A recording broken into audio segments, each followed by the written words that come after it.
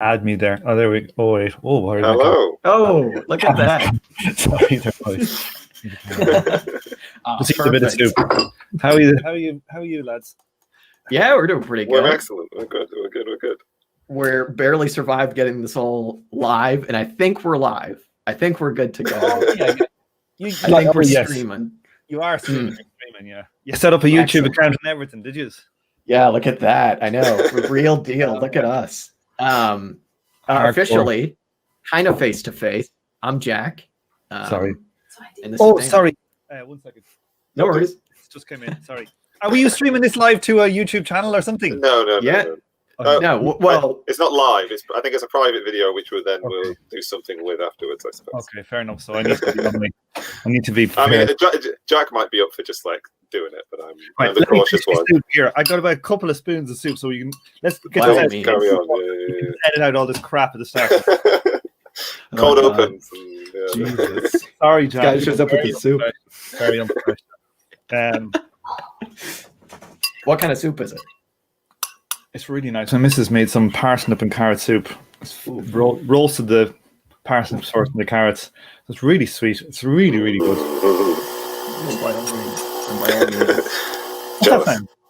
Dan, I think every once in a while, Dan, you make a noise that sounds like a bit of a motor. I don't know what it is. Okay. It's kind of, yeah.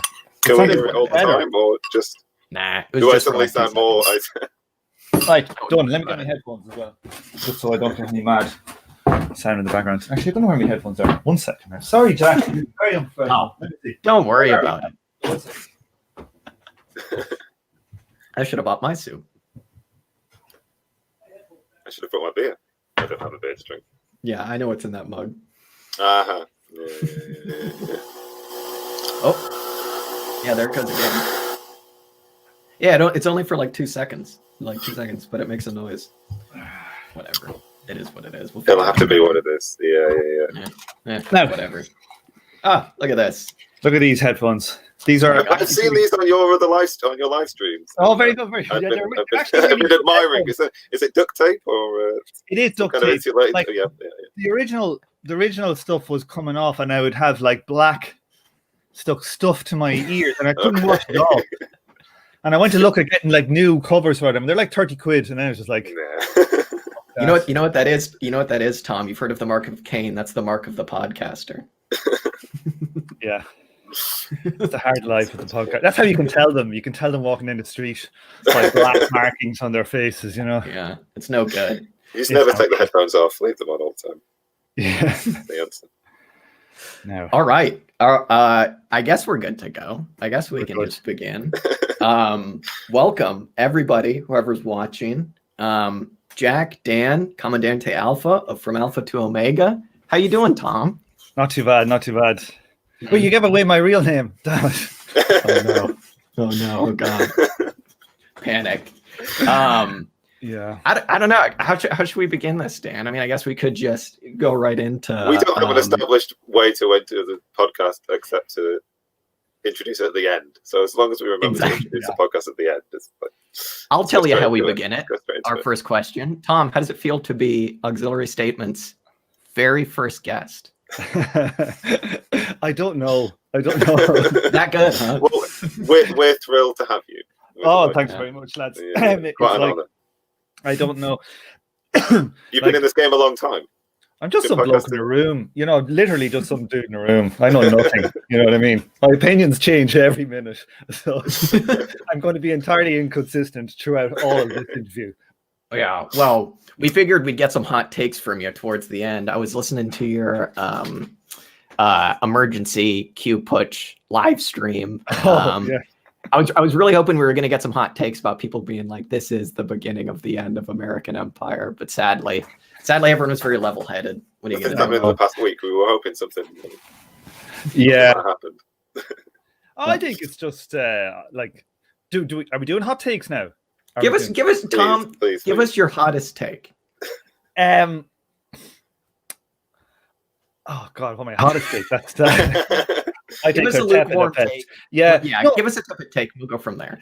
I just think like people looking at what happened are kind of shocked. Now I know that there's a lot of I think I listened to one kind of a normie lefty kind of thing. There used to be The Real News, and the guy that was on The Real News is now, I think he got kicked out, and now he runs one called I don't know what, the analysis.news or something like this. This guy called Paul J. He's kind of like a kind of a, how would you call him, like a social democrat type left-wing Democratic Party. But he was saying, like, when he was watching what was going on, it reminded him, he was living in Baltimore at the time of the Baltimore protests, and the cops had, like, there was some like demonstration or whatever, and the cops had instructions, like literally the chief of police said to people, is like, let them do a bit of writing, let them like burn some stuff down, and then we've got political capital to go in and deal with them. And so like they left like some police cars in strategic positions, just abandoned them, and they got set on fire. Right. And I think there's quite a lot of that that's going on. Like, why does it explain where all the troops and all the cops and everything were? Like, some of it could be Trump's doing, but I think also some of it is probably a ploy by the Republicans to try and get rid of Trump now he's gone. So I think there's some of that. But regardless of the fact that even if it was that, I think it's displayed a huge weakness of American political system. And I think people are going to look at it like and get lots of ideas. So both internally in America and externally in America. And it's not coming back any way better. Like if we thought year 2020 was bad, I think 2021 is going to be worse. Tom, no. Oh yeah, big time. Like somebody tweeted, there was like, somebody sent a tweet around, they said like, this was the first week of 2021. Yeah, you know, and I think there's an element of that. Yeah. I will say, I kind of feel like the like correct take of the left has kind of gone from like, whenever anybody says the beginning of the end of American empire, you know, blah, blah, blah, blah, blah. The take has kind of always been like, well, I think that's a little optimistic. I think you're being a little bit optimistic to me. To now, it kind of seems like it's definitely not swung entirely the other way, but it definitely seems like some people are like, oh yeah, like people have kind of accepted like, all right, yeah, it's begun. And you kind of get the like, sure, we're going to see some things around the world where people are like, maybe we can take advantage of this. Maybe we won't get, you know, Allende or Arbenz or something like that. What do you think? Oh yeah, like I had a week in the summer where I had no sleep and I lost the plot altogether. But like at the time I was like, you know, the Communist Revolution's coming. It was totally insane. But I do definitely think that what happened in the summer, it was probably what happened with the COVID, like was a thing that kind of revealed, you know, the man playing the organ behind the green curtain. Is that was it a green curtain, and was it a man on an organ? It was a curtain, and it was a man with a machine, I believe. I don't know the color, and I don't know if he had an organ or not, but I always thought it was an organ. Yeah, it's a long time since I've seen it, but maybe it was his organ. The man revealed his organ. I can just remember a big mouthpiece that he speaks into, the voice changing thing. The man with the big organ. Speaking into a mouthpiece. Let's go with this one. Let's roll with this. Wait, did we watch the same movie? I don't know. But yeah, I watched the one on Pornhub. That's the original, isn't it? Yeah. Oh, sure. Yeah. Okay, we did watch the same movie then. Yeah, we did. Excellent. But I think like the veil has come down to a large extent. Like I just think, like Dan, you grew up in the UK, I'm Ireland, close enough. Mm-hmm. Like when we were growing up in the 80s, I know you came from a more lefty household. I came from a very normie household. But like the people used to look up at America as like America is the great leader of the world. Yeah, I don't know. I always used to almost like wish I was American kind of thing. It felt like that's where the culture came from, or like that it was interesting and cool to be an American somehow. I suppose that's my kind of like childhood version, perhaps, of this kind of the awe that people might have had of our allies across the Atlantic, kind of thing. But I mean, I feel like to have a view of what's going on in America now, I feel like so detached that maybe I don't understand the system very much. Or if people were closer, I felt a distinct level of like lack of shock. Just to kind of like, oh, there's something going on. There's a protest, and people have gotten into like perhaps if I held that building in more awe kind of thing, or if I had a more direct relationship to American politics. It wouldn't have just, in my mind, it was kind of comparable to like when the students broke into Millbank in 2010, 11 or whatever. Like just some people got into a place, made a bit of a mess kind of thing. Now, I wasn't really paying close enough attention to know like quite what level of violence there was or quite what the level of the police response was kind of thing. But I just sort of had this distinct lack of like, okay, there's a thing that's happening. But maybe that's like the general malaise that we're all in with American politics. Like, oh, it's just the next thing. But I feel like it's less a kind of a personal one, but more like a kind of what like my dad would say, you know. Yeah. You know, like they would have, you know, or just like normally people would just be now just going like, you know, my mate lived in America illegally for a good long time as an electrician, and he's like, if the Americans, if his opinion now, he says, if the Americans could fuck it up, they'll fuck it up. That's the way he is now after like living there for 10 years, you know. And so I think I do actually think it's like, I think these people will look back and, you know, they periodize these things, don't they? They'll say, oh, 1945 to 2001, 9/11. And then they'll go 9/11 to 2020. And then they go 2021 to fucking, you know, Armageddon. That'll be the periodization, something like that. Yeah, I earlier this past year during the first lockdown, out my window, I heard these like school must have just gotten let out, and I heard these like school kids walking by, and they were like 13, and one of them said something like, I don't know what they were talking about, but one of them said something like, yeah, like why would I want to be an American? I just get shot in school. And I was just like, whoa, geez, brutal. It is brutal. Getting shot in school is brutal. That is brutal. It is about as brutal as it gets. Yeah.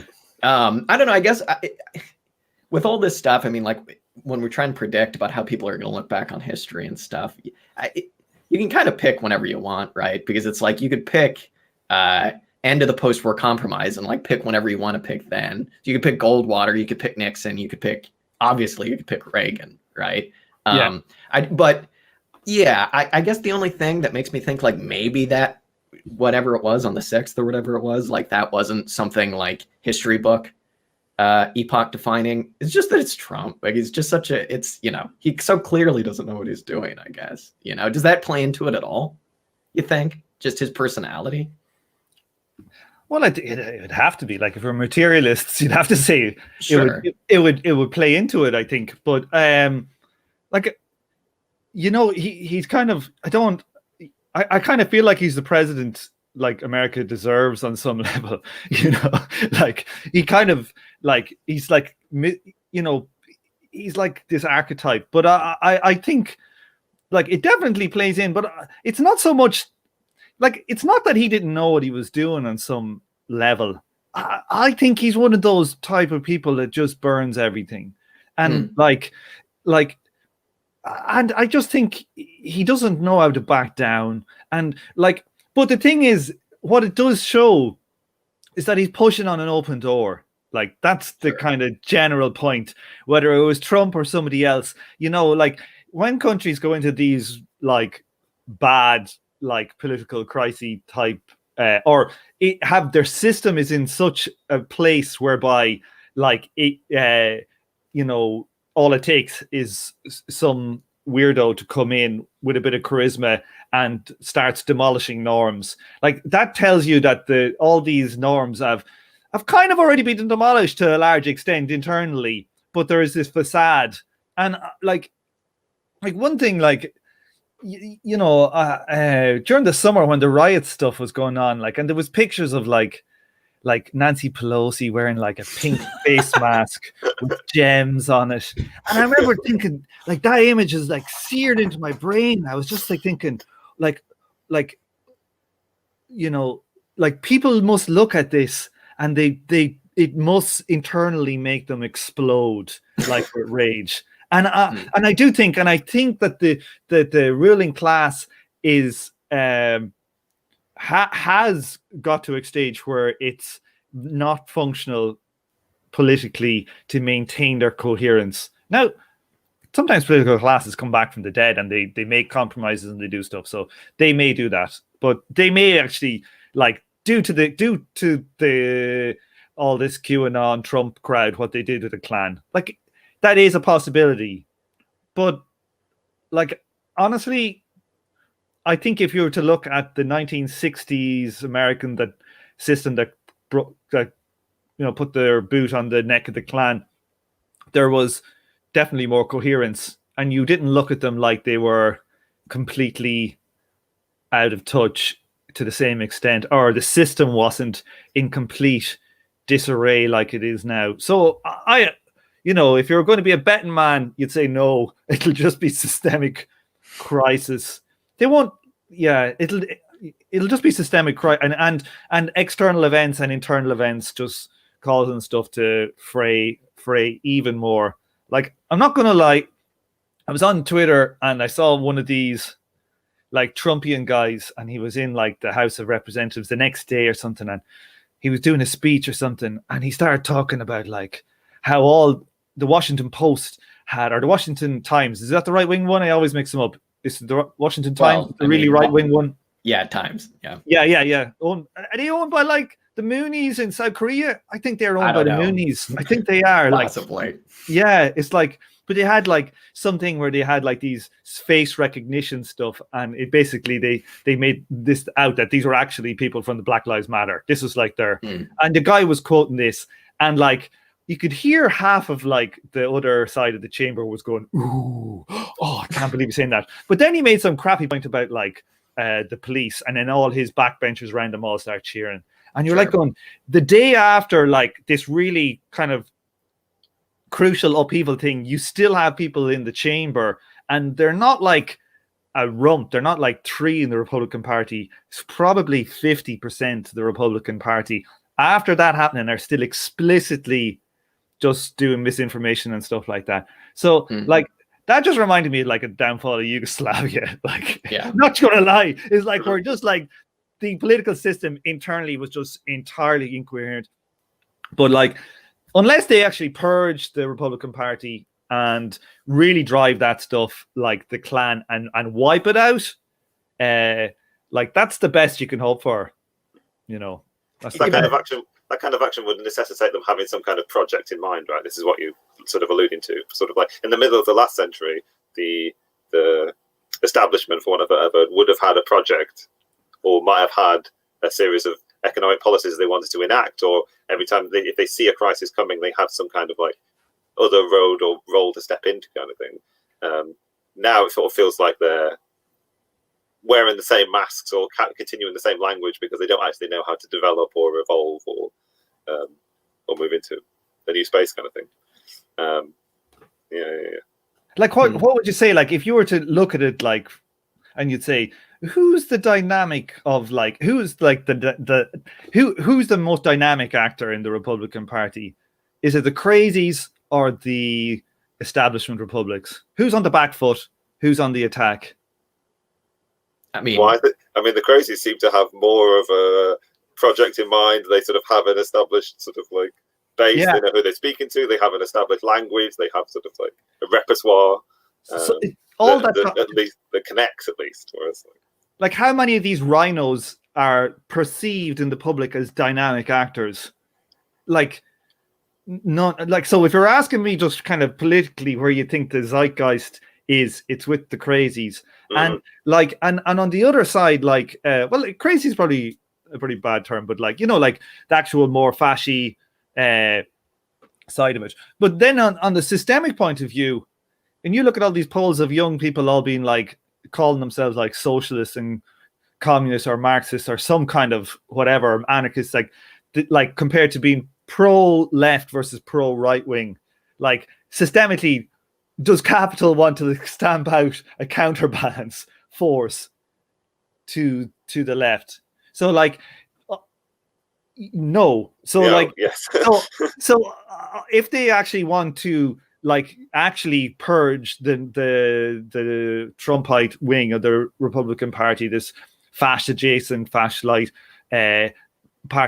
party, like, their only way systemically to me that they will do that is if they subsequently try and eradicate and push down the left. The left is some other means, yeah.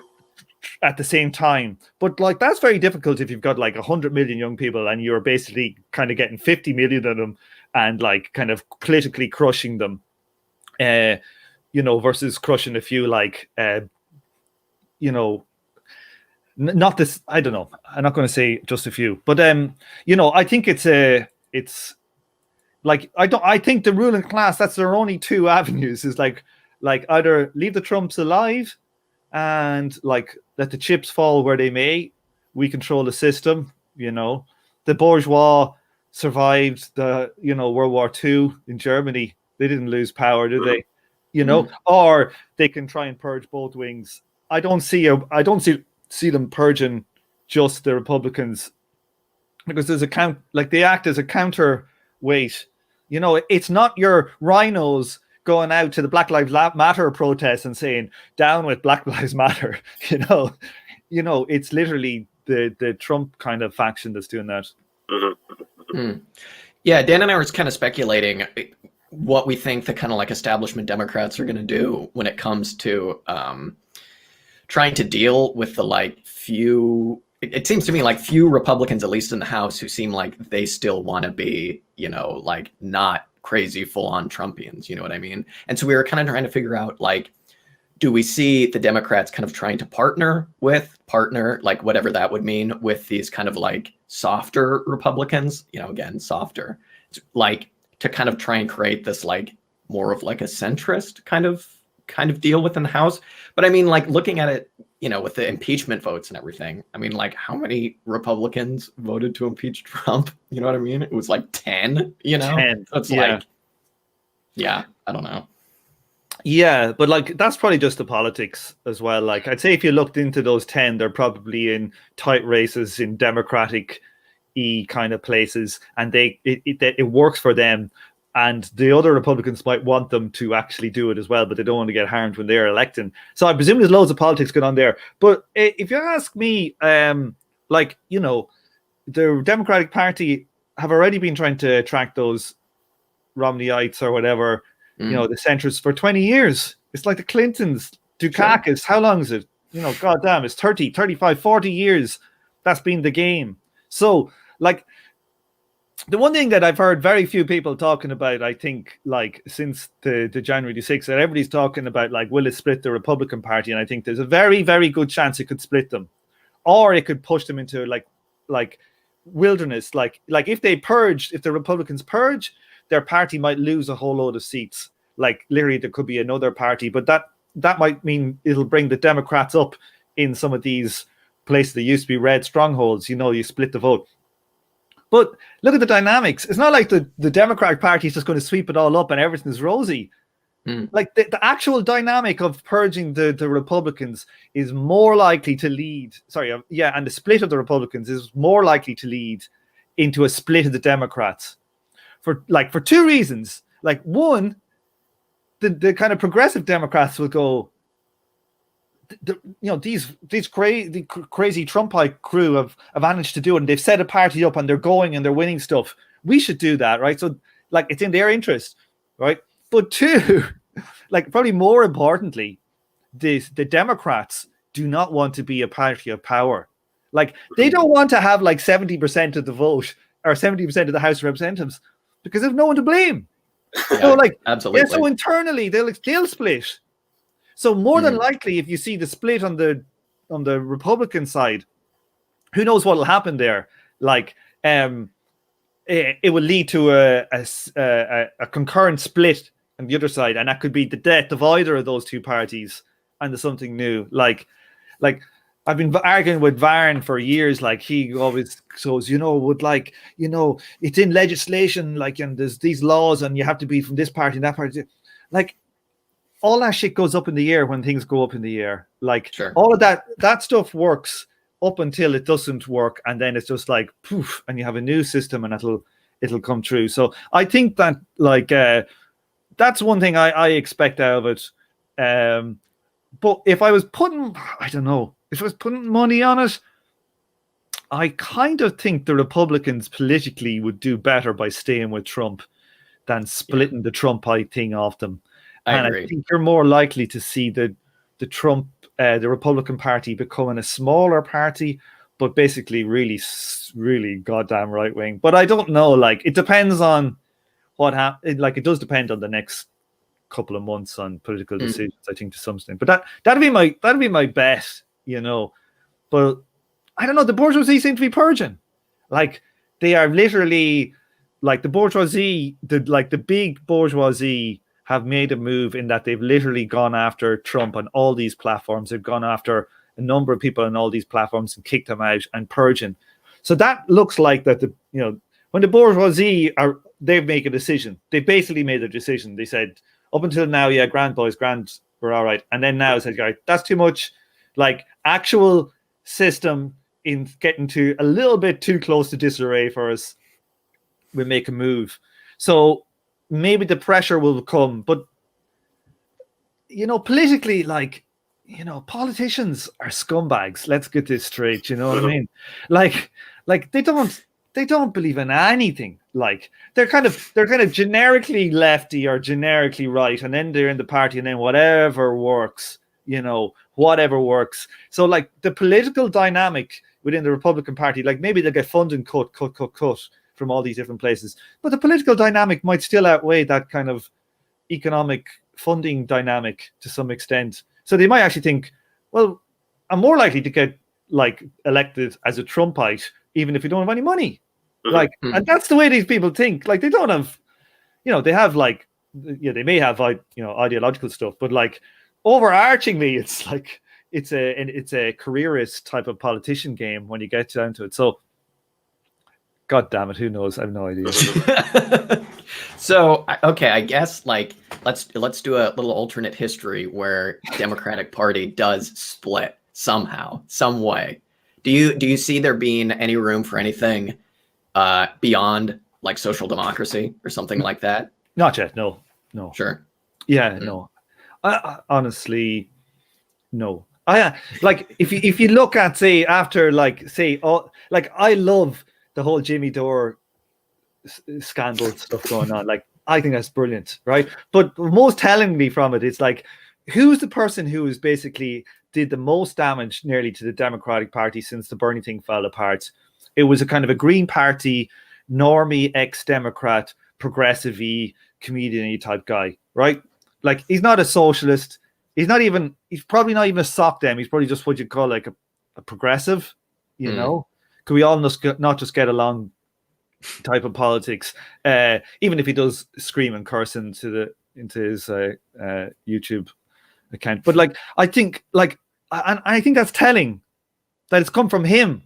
Like, and in that, like, where all these lefties have gone, like, the DSA, they've all gone in like decent Marxists, decent anarchists joining a party. What the hell is that about?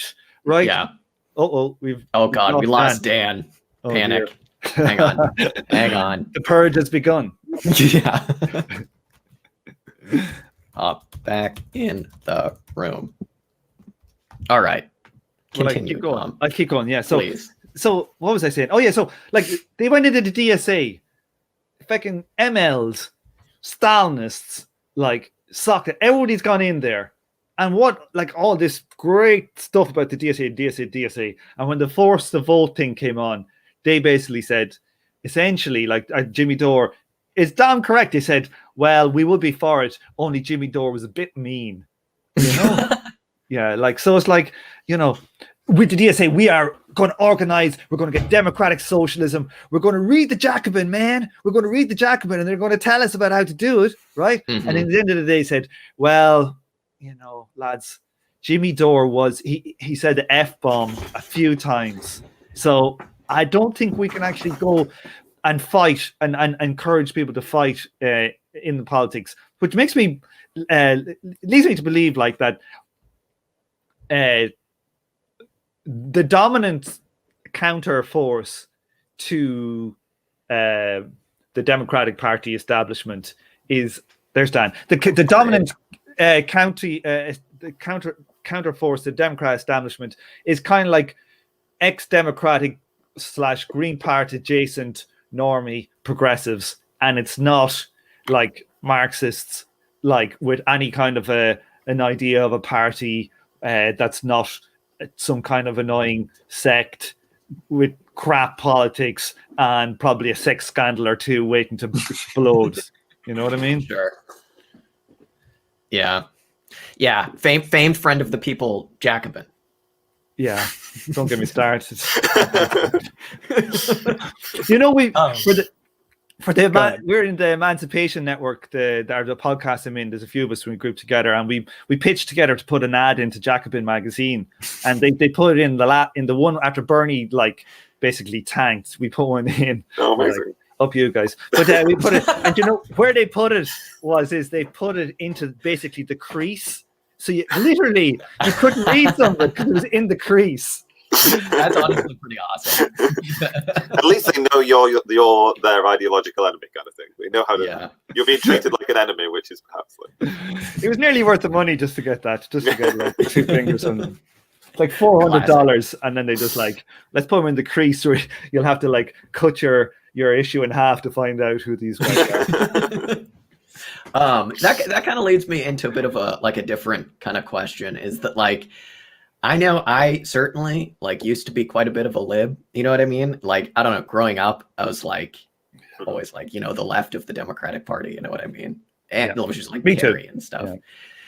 So I kind of want to know like the kind of path that brought you to the righteous path, so to speak. You know what I mean? Because like I know there was definitely a time where I was reading Jacobin and I was like, this is the real deal, and like Tribune and all that stuff, and I was like, wow, this is some radical stuff.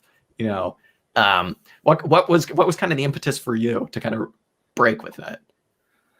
Like Dan, you came from a political kind of household, did you? Sure, yeah, but I still would. It was probably still closer to being liberal than it was to being. I don't know how. I mean, I suppose it was rhetorically socialist, or like I grew up in Bolton, and there's quite a well-established socialist club there. So like we would go there, and as a kid, I would go there, kind of thing. So and there was like a picture of Lenin on the wall, and like I was sort of introduced to all of these kind of like symbols, but I don't actually know what kind of education in their meaning that I got, if that makes any sense. Like it was probably still. I mean, my mum was in the Green Party and stood as a Green Party candidate, and at one point I stood as like a Green Party council to be a councillor for the Green Party.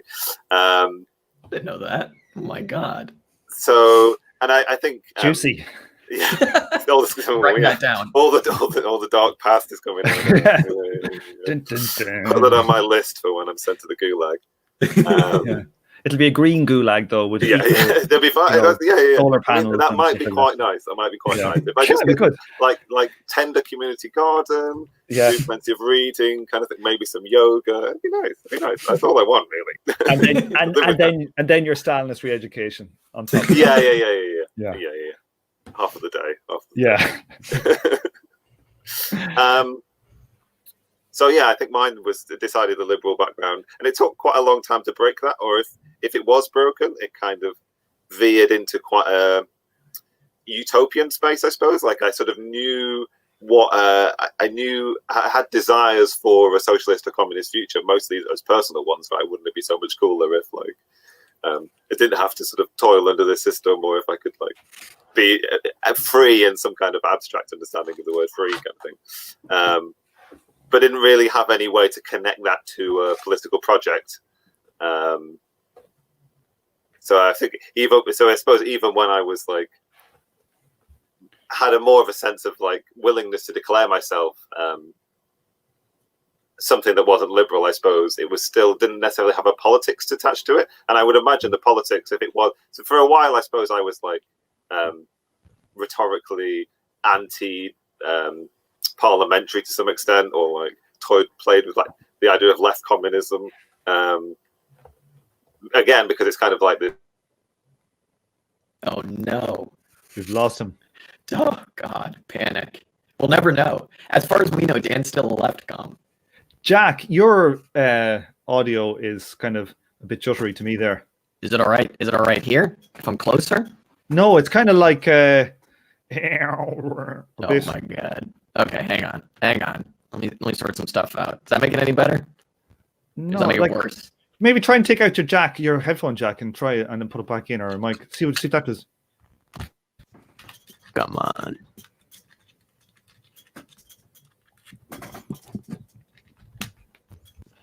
How are we sounding here? Yeah, sounding shit. Sick. Awesome. Love to see it. Well, as we always say, we'll just fix that in post. No, there it is. That's it. It's back now. It's when you kicked out. Yeah, Dan. So when you kicked out Dan, it just suddenly improved. Lesson for you there. Yeah, there's no a kidding. lesson for you, Jack. No kidding. Yeah, Dan, here's the right link. Well, if I'm sounding okay, we'll continue. Yeah. We'll get back with Dan's story when he comes back. But I just kind of want to know, like, for you, what was the change? Like, the reason I was asking Dan, because I don't know if Dan is older than you. He's closer to my age, and but he grew up in he was exposed to this stuff. Me, I wasn't exposed to any of this stuff at all. So like, I had like a friend of mine who was an anarchist in the like late 90s or something like that. A couple of friends, but they weren't particularly. They were kind of in the scene, but not very political. So when I talked to them about the politics, I just didn't. Yeah. I wasn't in the brain space for it. Sure. Well, what kind of politics were they talking? Were they talking like Kropotkin? Were they talking like Bookchin?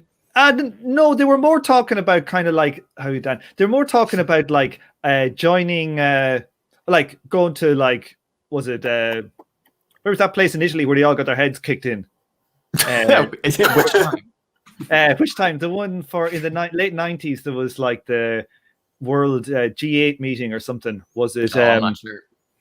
Dan, do you remember like in Italy there was like some massive, like, in these, like, what was the one in Seattle? What was that one called? The one where everybody... They're just meetings of the G8 or the G20. Yeah, there was one in Northern Italy, was it? Yeah, and then basically they all got their heads kicked in when they went there to it. Like, so they were into that type of stuff. So, but like, I wasn't really... I would always be, what I got into, like, I had no exposure to any intellectual writing. Even though I went to college and all that, it was so apolitical in the 90s, especially in Ireland. Like in Ireland, you were either like into the IRA, and Sinn Féin, like that was it, or you were just a normie. Like there was essentially nothing else that I was ever exposed to. And even in college, where you think you could be, like I used to go to all the debating societies, never once heard the word. So I mean, literally, I never once heard the word socialism or communism. So I wasn't exposed to anything at all. What do you put that up to? That was just not a scene. I just think it was the 90s, man. The Soviet Union fell. Everybody who thought that stuff was just like depressed. And in Ireland, like the politics, not really since the 20s or the 1910s and 20s was there like a radical social element. So it was basically just like, are you like an establishment party or maybe a slight like to put it into context, the Labour Party in Ireland would only ever get 10% of the vote. There was two right-wing parties and they would get like about 40% each. Then there was like some like IRA heads, and maybe 1% or 2% might be the Workers' Party or something like that. So it was not a thing unless you were like in very particular areas, would you know anything about it. So I used to I found the Economist magazine one time. I started reading. I was like, wow, this is nearly like intellectual stuff. And I used to read it and I was like, and even though it would confuse me that they would be so wrong in some things. They would be so obvious. Like I remember they're writing on Chavez in Venezuela, and I'd been to Venezuela just like backpacking. And I remember thinking like they would literally call him a dictator. You're like, what? He won the elections, and it would it would bore into my head, and I'd be like going, this is kind of weird. And then the 2008 crisis happened, and then I went into a bookshop and I've just bought a load of books. And sure. I bought some right-wing books. I just bought everything I thought that looked like it might be interesting. So I bought like Hayek, and I bought Marx and Chomsky, and I just randomly bought like Capital, or something. And then I just set to reading all these books on my own. And then I was like, all right. And I read the right-wing one first. I read Hayek first. I remember reading Hayek, and he's like one of the big boys, sure. The right. And Constitution and Liberty, I literally just sold the book on 8 books. I've gone through all my old books and getting rid of them and doing this Marie Kondo, cleaning that goddamn house out for the And, it was very funny. This guy, it was like on the same day I sold the Communist Manifesto, and I sold I had a couple of copies of it, and I sold the Constitution of Liberty by Hayek, and I went. The guy's name, he had a kind of a strange name, so I just, on the off chance, my missus put him into like Google and just did a search on him, and it came up when you type the guy's name in, you know, like there's auto suggestion. So it was the guy's name space, and the first auto suggestion was the Brexit Party. So there you go. It turned out like it was like a Brexit Party councillor or something like this. Yeah, our advisor to the Brexit Party. So he's only actually starting to read goddamn Constitution. Like it was total rubbish as well. Like I couldn't believe when I was reading that. I was like going, those arguments are really, some of the arguments, like this is the best guy they have. Like these arguments are rubbish. And like then I think I went on and I read some Chomsky, and I was like, I found my brain being rewired. I was like, holy Christ, you know, like, so Chomsky was like, I'm not sure I think I read Chomsky's book first. It was just a simple one of his speeches. And I was like, holy fuck. And then I started reading Capital, and that was it. Like, you know, so I went from Hayek to Chomsky, and then I got the daddy Marx. And then from there, like, like talking about an atomized, like neoliberal capital. I don't like the word neoliberal. Capitalist individual. Like that's me, you know. And like somehow I managed to just randomly stumble onto Capital and Marx and some of this stuff.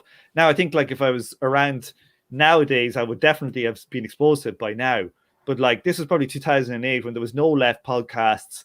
There was nothing left on the internet. It was all basically libertarian stuff, absolutely 100% libertarian, and just pure chance, just pure chance. And now I'm a hardcore commie podcast, getting that commie dollar. Getting that commie dollar. Yeah. Oh God, there's the noise. Oh. Nope, we're good. Nobody panic. I think the word commie dollar. Yeah, it's the commie dollars downloading. It's our version of Bitcoin. All right. Ooh, another one. Dan and I have gone to have this conversation several times on the show, and we've never fully had it. One of these days we will.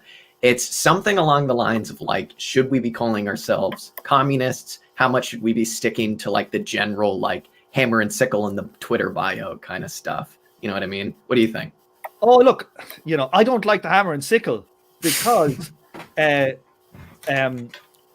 still background noise there from Dan. Is there? Wait a minute. Wait a couple seconds. There's a little bit. I wonder if I could like mute myself until it's gone. Quickly.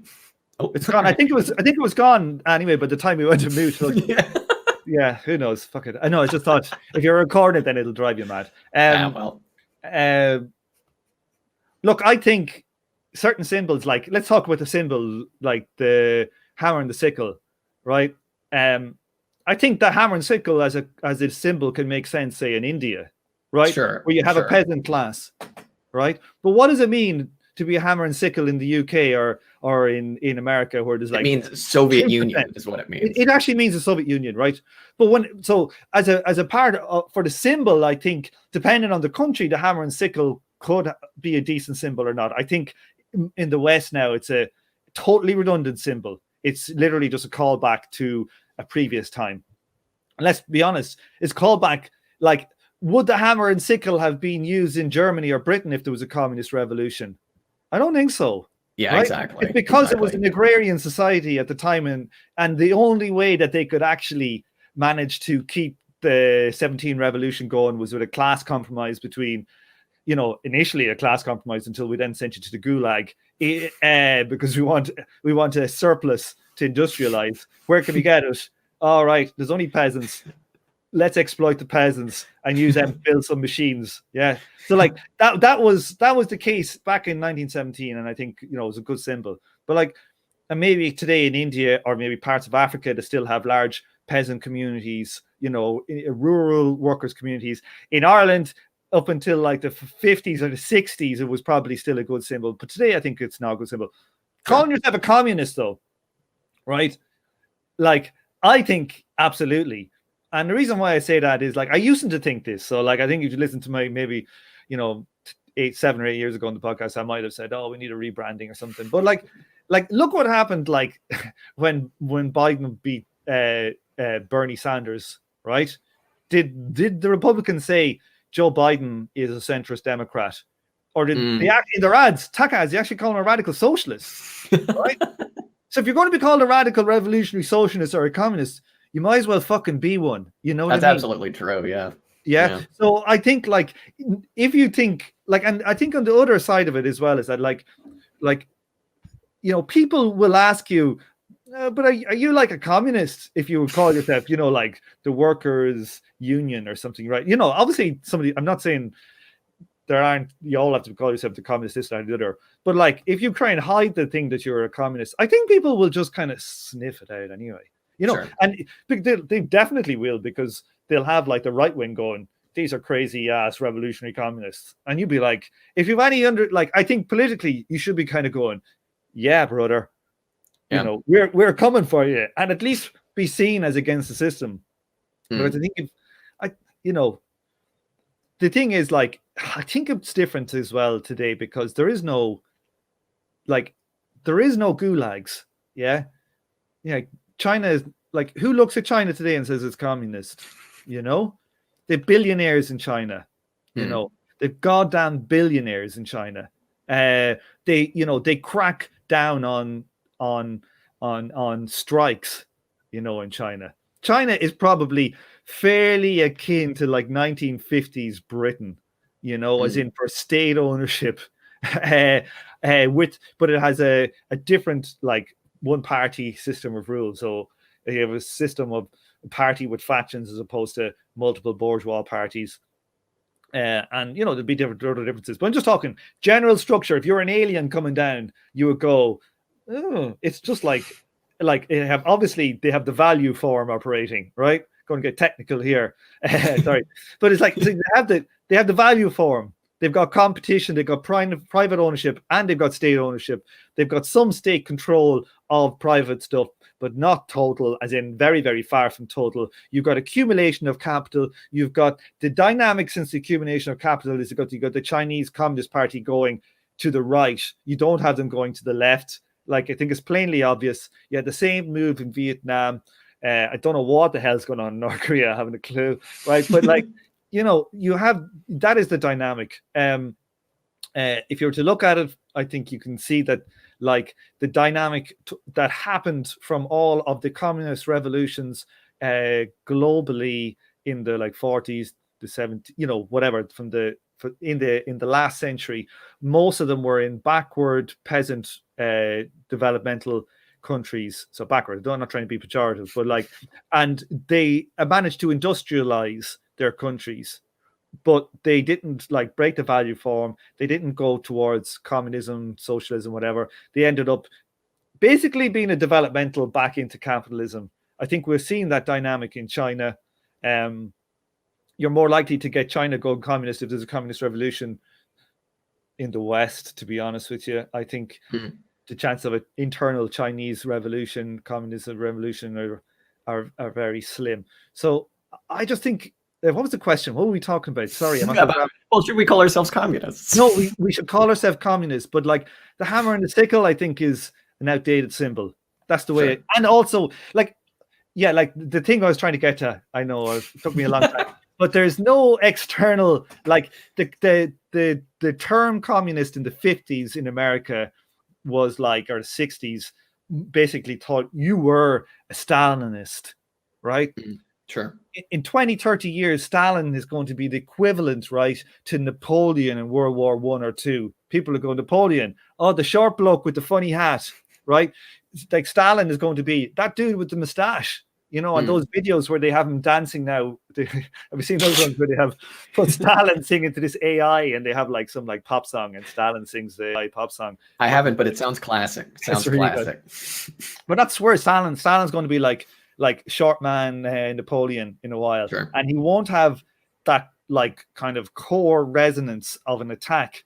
So communists, you know, I think is a term that we should I think you should run with it, like Marxist, communists, but like but that doesn't mean I think like, yeah, I don't know.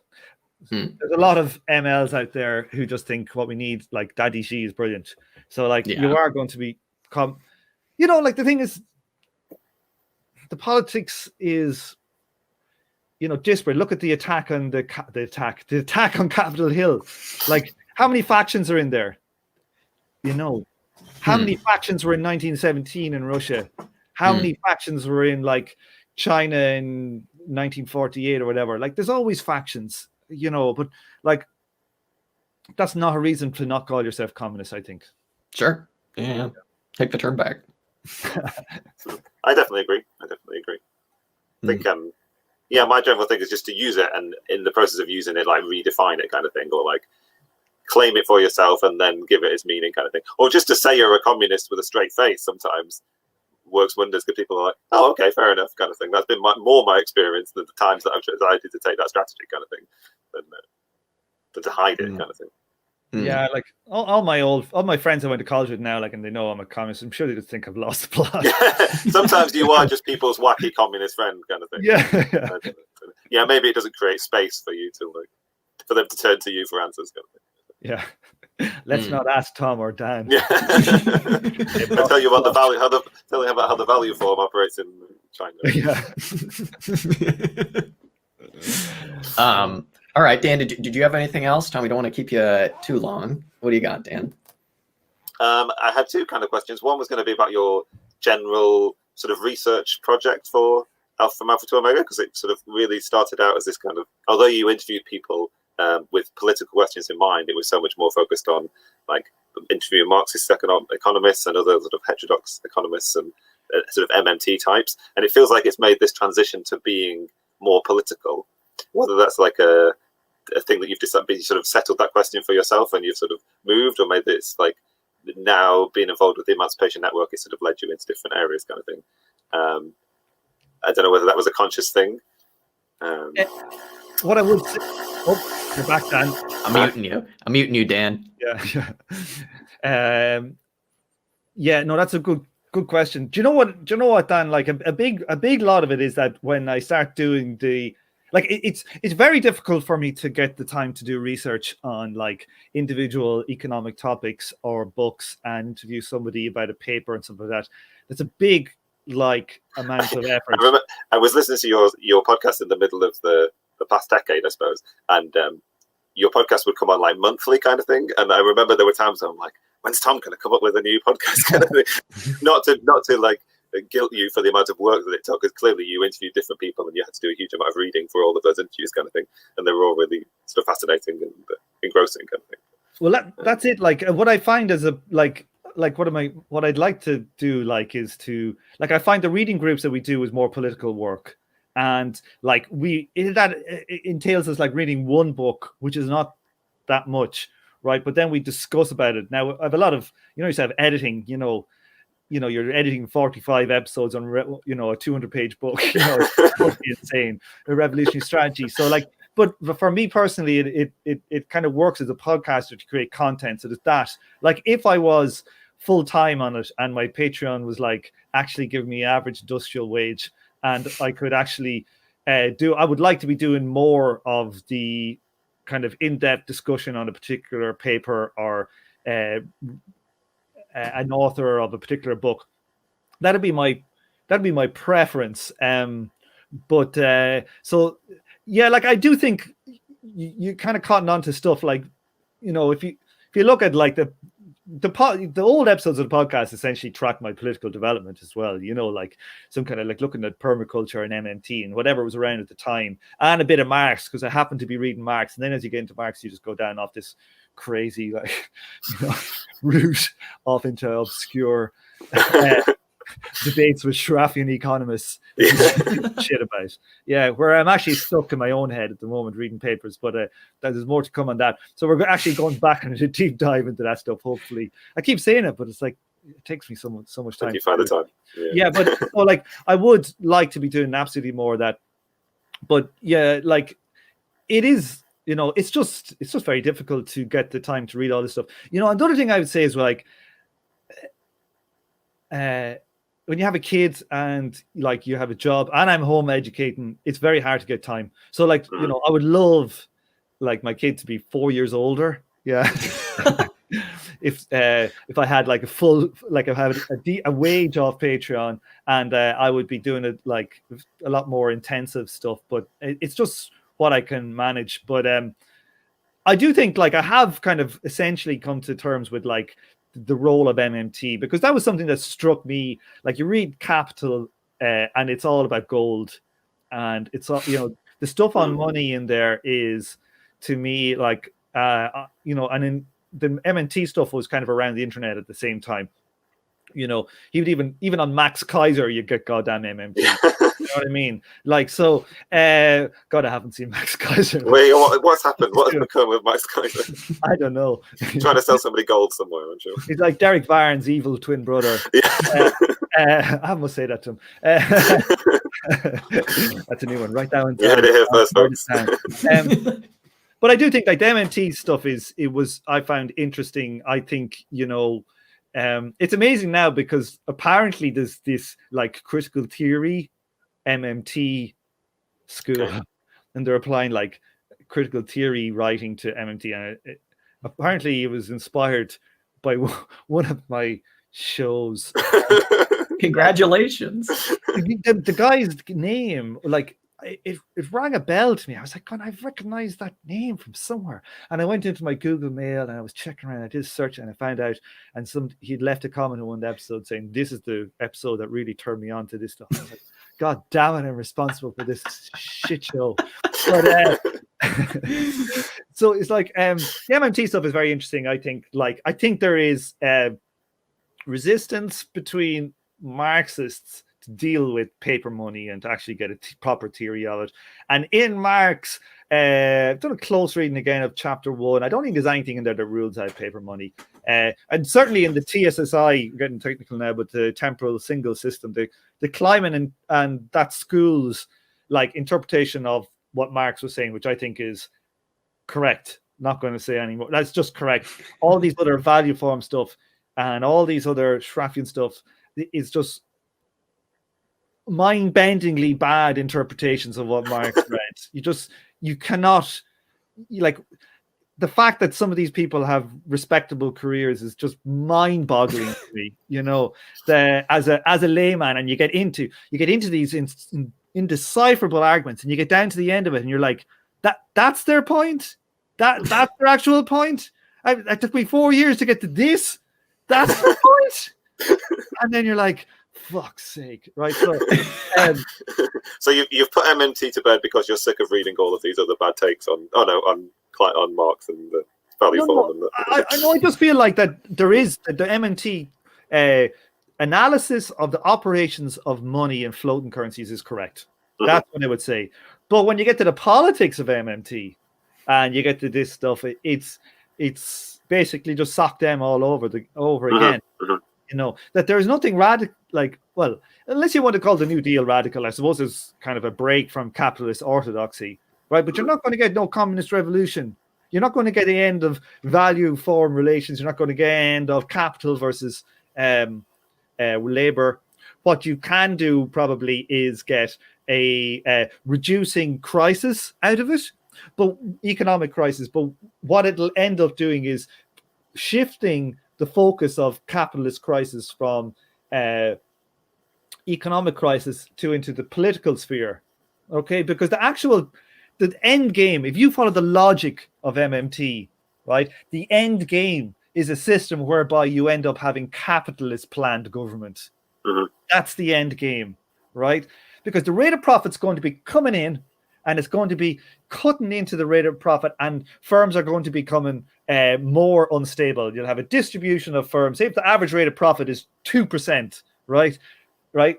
Half of your normal distribution of profit for firms will be in the negative. They'll be losing money, and the other half will be making money. So the state would have to come in and basically purchase up excess from the lose-making ones, right? So you end up with the state deciding basically to give a certain nominal amount of profit to certain capitalists, right?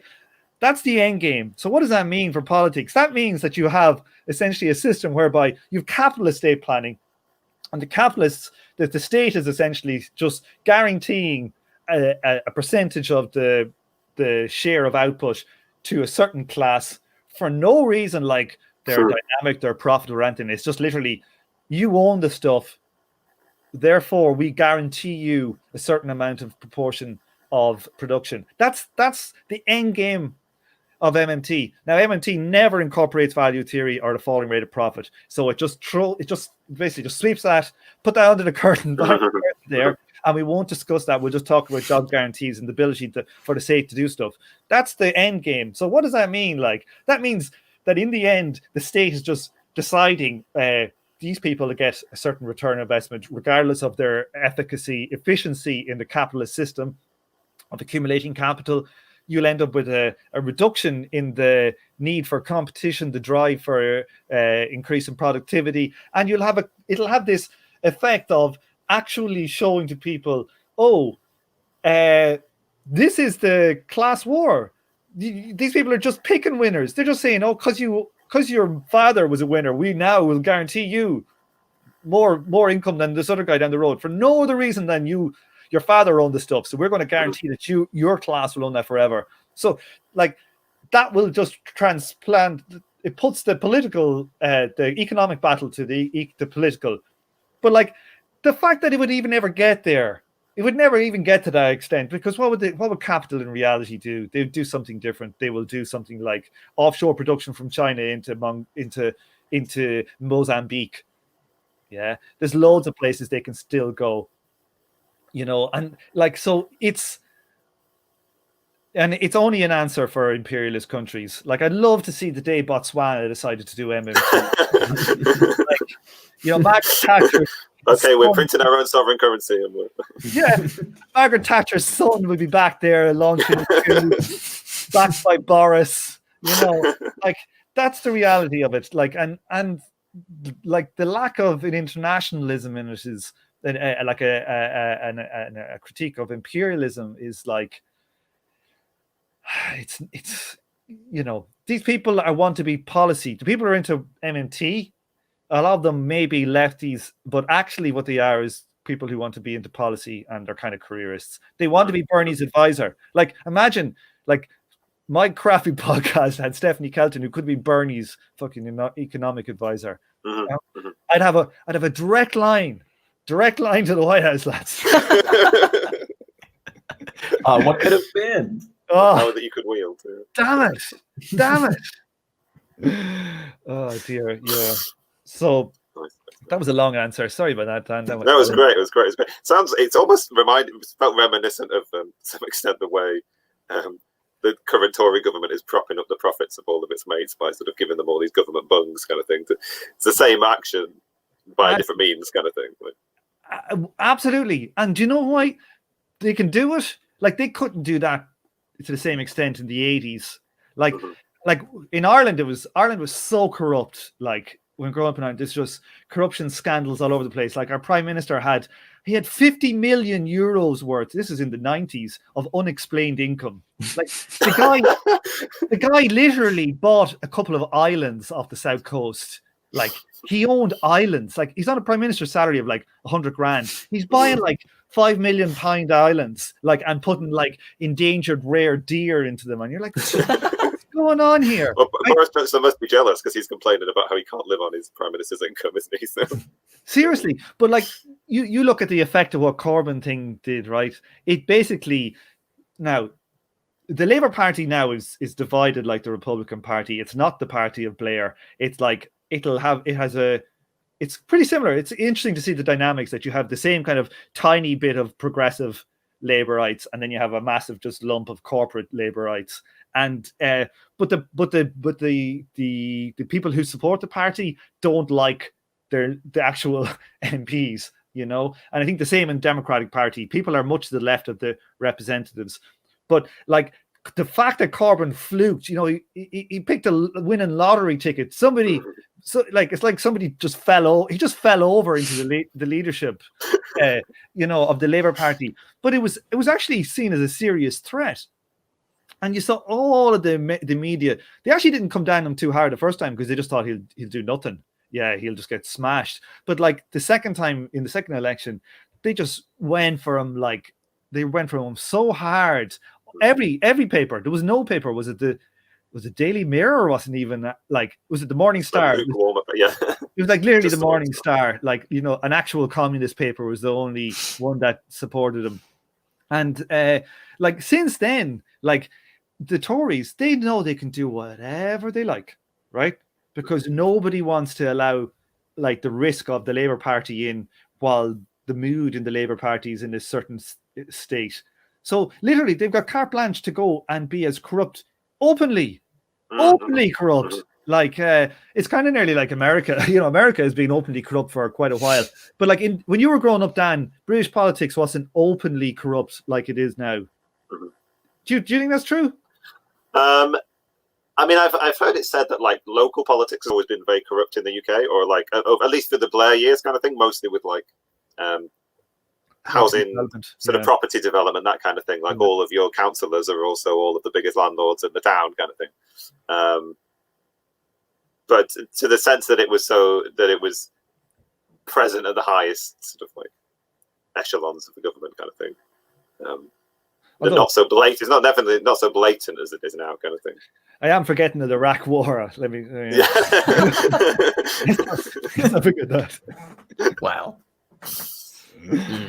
Oh dear. All right. Well, Dan, anything else for I don't know. I had written down revolutionary strategy, but that's a big kind of words to open that book. And also a general. Could you just give us a quick summary? Very good book. Yeah. I think I've started reading it. I haven't read it all. I'm very excited to dig into it. Partly because it does fill that gap between kind of like what I was describing before I was rudely interrupted by my internet connection.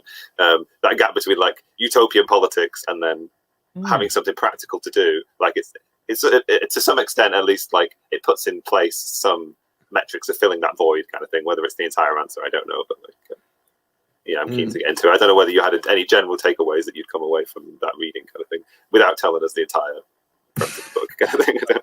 Maybe you set out. I ramble for 14 minutes in the wrong direction. That's how I do it. That's how I do it. So anyway, permaculture. Tell us about China. Yeah, China. I love China. So, you know, the revolution. I just actually released another couple of episodes today for interviewing Mike McNair about this stuff. But I think it's an excellent strategy. You know, like I worked as a professional poker player for a while, and like you do game theory and you like just actual goddamn strategy, nuts and bolts of strategy and like. Forces, counter forces, balancing your attacks with your defenses, and all this kind of stuff.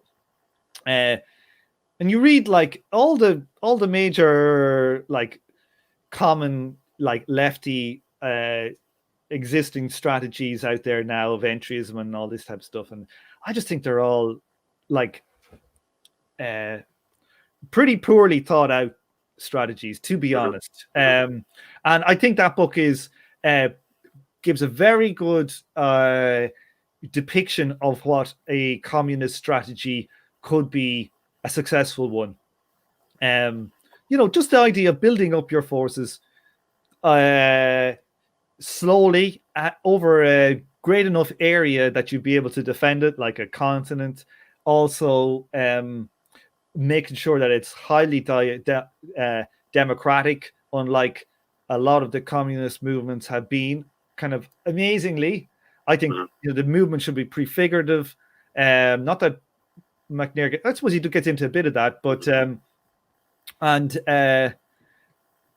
what else? Sorry, one second. I found it interesting when I was listening to the beginning of that episode that you just put out, where McNair was talking about kind of like the difference between like entryism and also like going where the movement is. I thought it was really interesting hearing him talking about that. You know, it's like you don't pick, you know, where the movement's beginning, you know. Yeah, like, and we got into kind of an argument about some stuff that went, I think it's into the next episode as well. And it's kind of like, I agree with you. You have to go where people are. But like at this stage, like people have learned a lesson about it. If you ask me, I think people should have learned the lesson now, the people that were there. And it's like, you know, these parties are unreconcilably bourgeois and your enemy. That's the way I look. You look at the Democratic Party and you see like, what would it actually take? Because I think that those parties and the Labour Party, I think they've shown with Corbyn, they'd prefer to implode. Yeah. They are like, kamikaze pilots. You know what I mean? They're like, screw communism, and they'd fly straight into the ship. That's what they would do to you. I genuinely think that, but if they are there, you have to, if there was a big surge of people into it, you go, okay. I do think as well, there needs to be some empirical work. It's something I talked about trying to organize with the Emancipation Network if I get a chance. Empirical research on the effect of entryism. Where on earth has it worked? Where?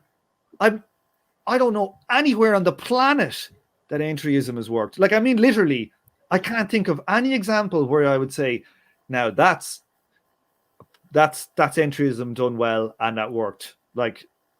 Unless you're talking about Trump into the Republican Party, maybe you can say that. Yeah, but that's a different thing. You're talking about left entryism has got different barriers than a right winger. Yeah. So I think the entryism that's very interesting stuff. I think I'm a bit more hardcore against entryism than Mike McNair is. I think but he's a part of a political party, so he is towing political line as well a bit. So yeah. In one of your earlier episodes, you brought up just a very nice question about some people have kind of noticed strains of volunteerism in things you wrote. How do you respond to that? And he was just what the fuck are you talking about? I thought that was pretty awesome. Because I get all these everybody, all the panelists give me all these questions to ask, so I basically have to ask these questions. Get the whole program. No, well, there's another 100 episodes interviewing Mike McNair in the bag for you. That's it. You can get hold of him and sit him down. Yeah. No, I do think though that no joke, and I when you talk with all these experts, you talk with Kleiman and economics, or you talk with Mike McNair and all this stuff, as my own point of view is I don't agree with them all and everything. I just think that, and you might think one person's brilliant at one thing and they're bad in the other thing. Well, one thing I would say about Mike McNair, I do think he's a creature of the sects, undoubtedly. In the book, he will bring up, and the AWL did this, and nobody in England even know who's the AWL. Do you know who the AWL is, Dan? The Alliance for Workers' Liberty, yeah, they were around in the 2010 student movement kind of thing. But I've met some people who were adjacent to them, I suppose. But and then I've not had a lot of dealing with those kind of sects in general. So fortunately, I think all three of us have not gone through that route of being in a Trotskyist sect kind of thing. And getting burnt, come out the other side, either burnt, or a true believer. But Mike is in that world. He's lived his life in the world of the Trotskyite sects or the CPGB and stuff like that. So, I think, he has more emphasis on the political, to be honest with you. He wants to unite that collection of sects to some extent, does he not? Yeah, I think they, most of... Yeah, he thinks that you can get a movement, you could get a snowball effect by getting people together. And honestly, I think that more the effect of the sects that in kind of capitalist societies in the West over the last 50 years is kind of keeping the flame alive to some extent. But I think when the flame becomes alive, they'll all get put out. And hopefully, in a positive way, I hope that happens. We'll get something new and not they're all kind of freeze frames of the time when they split with the other group that they used to be part of, kind of thing. And so much of their tactics is built around this kind of we broke with so and so and they do this thing, so we do this thing kind of thing. And there's no sort of alive, there's no development happening that's sort of organic and living and present kind of thing. From what I can see. Yeah, and the memberships are old, getting older, and not doing a good job. I don't see some of them of attracting anybody. So I think that we can definitely use the intellectual work of some of these people who've done brilliant work over the years and try to synthesize whatever. But so I think that this idea of just joining 15 separate like little Marxist groups into one thing. I think like the ones that exist there, some of them are so non-functional, dysfunctional. Is like that there's maybe if you had like 5,000 like actual good Marxists in the UK join together and form something real that aren't just like sects going into maneuver. You know, how many of these sects are actually operated by goddamn, MI6. No joking, you. Like I'd say, like quite a few of them are actually their essential committees are literally just like MI5 talking to each other. What can we do that'll fuck up everything? So like I don't think too much will come from them, and I think that like if you were to get 5,000 people together to do something to get a snowball effect. Now I know Mike says that things happen in Italy and stuff, you know, with I can't remember the movement. He said the Rifondazione or something. Yeah, Rifondazione, and like I think that can happen. Probably more likely to happen somewhere like Italy, to be honest, because they actually had a proper radical. Compared to England, like they had a proper radical stuff in living memory as well for a lot of people. There's been nothing equivalent in England.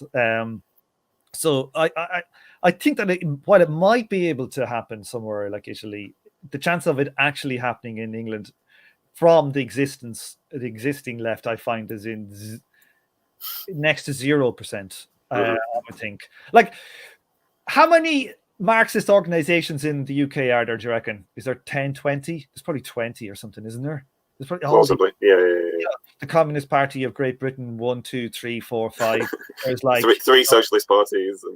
Socialist Workers Alliance for fridges. You know, there's like there's 100 of these little things, right? God, what was I going to say? How many of them are worth anything? Like, how many of them do you think would aid an actual new movement coming together? And like, I would say statistically 0 kind of a thing, you know, like on average, you know, you'd be 0. So I think that something has to be reborn and it has to come out of society fairly much. I think the young people, like people our Jack's age, are much, you know, it's going to come from, you know, it's not going to come from like, what age? Dan, it's not going to come from you. I hate to say it. You're just way too much. My wizened 31 years. Dan is 55. I feel like 55. Like I'm 43, right? My generation is a total wipeout. Like they're just useless, absolutely useless. Like you're more likely to get radical people who are 80, I think, than you are to get. Sure, yeah. My generation is just a wash, you know. So it's like it has to come from like Jack and below. Yeah, Jack and below. Yeah. I will say Dan and I right now are in the midst of doing a couple episodes, not on Brain of the Firm, but on Eden Medina's Cybernetic Revolutionaries, and we've just been kind of getting exposed to like those ideas there. And there's man, that stuff is so like Dan and I were just saying when we read the book, it's just so exciting, just like new ideas about like organizing things that it doesn't just come from like Communist Party central planning. It was like, oh my god, new ideas, right? I mean, not really new, but like new to me. Like 50 years old. Yeah, wow, look at that. Yeah, like literally the cybernetics is like, was it Norbert Wiener in like 1953 or 56? Like it's literally 65 years old, and we like read it. Wow, it's so fresh, you know. Exactly. You know, like, and it sounds cool as well. I think it's got some like cool attached to it. Cool factor. It'll sell. Yeah, like the cybernetic will sell. The cybernetic, there will be no value for him, Dan. Back to the Green Party gulag. What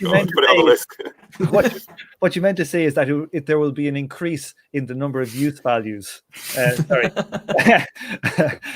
no, but like it's like the cybernetic stuff is brilliant, like, and I think like the GIU boys, the General Intellect Unit guys, have been doing the reading group of the Brain of the Firm. I would recommend everybody to buy that book and read it. Sure. Like I've been half-assed doing it. I joined in on a couple of the reading groups, but like that stuff is brilliant, right? And we should be building our party structures based on cybernetic principles, right?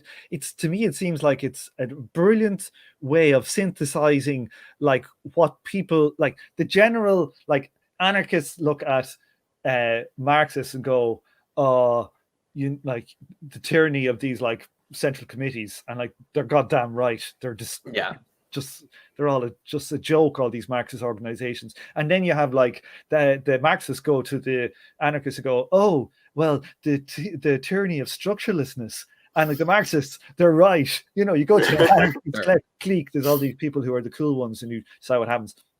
Right. But to me, it feels like you know, like anarchists today, they don't like, I don't think they are into the arguments about like the arguments between Kropotkin and Marx, or they're actually, that's kind of the level it's at. It's like, oh, I don't like structure. Oh, I do like structure. That's the kind of level that it's at. But like, so for me, like cybernetics is kind of like a synthesis where it says, okay, like we have elements of hierarchy and elements of decentralization, and hierarchy itself is not, it's not like a power hierarchy. It's not like I am more powerful of you, you do what I do. It's more like we have different functions within these and how they all interact to make a functioning organization. Because one thing you've got to say about all of the organizational forms that we see on the radical left, they're all like, I can't remember what's exact term, you know, like that he gave in cybernetics, the brain of the firm. It's just like they don't have like some of the core systems.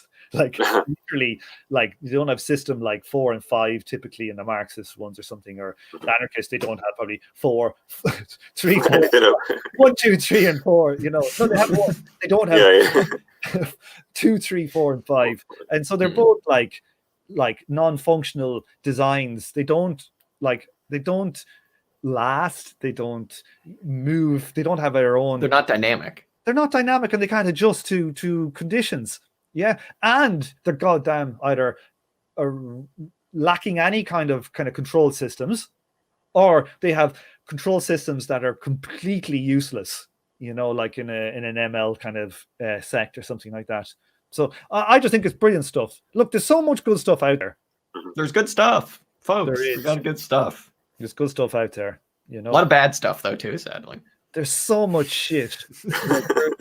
There is so much shit. Beware people who talk about, here's one thing, beware people who talk about distribution, right? If I absolutely agree. Seriously, they're your enemy. They're your absolutely. Absolutely. Like that's a really good one. Like, so like I listen to some of the big normie kind of left. I know exactly where this is going.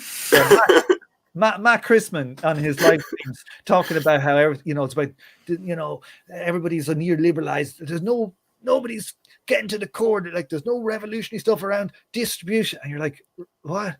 You know, I'm misquoting him probably totally. He's probably going to sue me. Fuck. Like, if somebody brings up distribution, like, you know, straight away, and have a look at all these like Tribune or exactly around these, and look at the amount of them that discuss. Now they have a very good marketing ploy, because they know most people that like that stuff actually are more commie than they are, because theirs is a grift, right? And what they want to do is they want to attract you by writing an odd historical one about the Soviets or like fucking Cuba or something, right? And then they'll have like an article on MMT and why MMT is like the communist revolution or something, right? Yeah, you know, like, and that's their ploy to get you in the door. Yeah, it's all stuff that you could like plausibly send to like your like mom or something like that. Like, you know what I mean? It's all stuff that could like, oh, a liberal could be like, well, healthcare, yeah, that makes sense too. And oh, sure, yeah, the triangle waistcoat, you know, factory fire or something like that. You know what I mean? But it's more, it's more rational if we were to consume less of our GDP in healthcare expenditure, and then we could use the leftovers from that to push a Green New Deal where we could give people health, you know, give people good jobs around where the mines used to be, the coal mines, and then they could have like hundreds of thousands of propellers in Kentucky, which would maybe slice and dice most of the entire state into like shredded duck.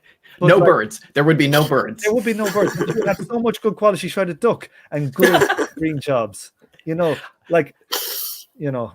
Yeah, god damn it. I thought you were about to go more of a Navarro media route with that, where you're about to be like, and everybody will have the biggest mansion under communism, where we will all be happy to just have big things and we'll just consume. Like the level of analysis is so bad. No joking you, it's so bad. Like your man Aaron Bastani, I cannot stand that. I find him a very personally, like, regardless of his politics, I find him very personally irritating. Let me just say that, right? Well, this is a good time. This is a good time to say that Aaron Bastani will be our next guest on the podcast. God, could you ask him why he always sounds like he's got too much saliva in his mouth? The answer is because he always has too much saliva in his mouth. Yeah, I gotta take a drink here. But like in his book on, was it Future Communism or whatever, it was like he had he was talking about how they're going to be mining asteroids soon. like ask a physicist how much fuel it takes to get 1 kilo of a load into Earth orbit, or an external to the Earth's orbit, right? I think it takes something like 1,000 kilos of fuel for 1 kilogram to get up there, right? And you're going to have a mining operation that would be like literally 1 million tons of mining operation you're going to send up. You would have to burn the entire permafrost in Russia to get the stuff up there. And what are they going to bring back? Like unobtainium, though. That's the thing. They're going to be bringing back unobtainium. So. No joking. Yeah, don't get me. I have an episode actually coming up on Avatar. I do have an episode coming up on Avatar. There's another one like I have never seen Avatar. And like I listened to that Chapo episode. The Chapo episodes. Sure. And I watched it like a white knight thing, and I watched it with my missus. My missus is like, my missus's parents are from the Caribbean, so she's black. My son is mixed race, and we watched it, and it was like, what can you say? Like, so we're actually going to do an episode on that. Sorry, there was another thing like about Novara Media. What was it? There was another point I had to make. Beyond your personal dislike of Aaron Bastani, you have a theoretical. The theoretical critique was the asteroid mining. Oh, the asteroid mining. Yeah, there was a. Sorry, one second. But like, how does it square into? How does this infinite luxury communism square with like finite resources on the Earth? Can anyone tell me that? Like, so what is it? Like, what is that then? Like, you're asking me, why does this guy get on Sky News? Why is he like the communist that's on Sky News? It's because, you know, he's basically he's like a libertarian accelerationist. Like, we get the left we deserve. Like, systemically, we get the left we deserve. We'll have these leftists who are basically establishment figureheads leftists. Now, they may be aware of it or unaware of it. Ask me, they're all very, very, very self-aware people of their politics. Yeah. So it's like, I just think like we get what we deserve until we build our own thing. This is who we're going to have. Like, yeah, we got to go on war mode. Like, literally, like, look at the effect Jimmy Dore had by going on war mode. We should be going in war mode. I fully think we should be doing war mode. Yeah.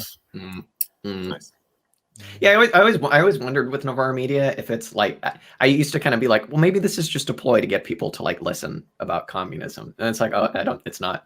It's just like I've much more respect for your man Michael Walker on it, who's a social democrat. He's not a communist. Yeah, it's like if you were a social democrat, it's grand. Like, I fully like, you can be a social democrat, grand. We'll disagree, whatever. I really can't stand people who call themselves like, you know, a left com, like, or a communist who's basically like, I've heard Aaron Bastani literally on the podcast talking about like how young entrepreneurs aren't doing well, you know, like with Brexit, and like, what's it going to do to our young entrepreneurs? I was like, I nearly spat out my cornflakes. I was like, imagine Mark saying, what about the young aspiring real estate entrepreneur? Who's thinking of them in the comments? We got to attract the real estate entrepreneurs.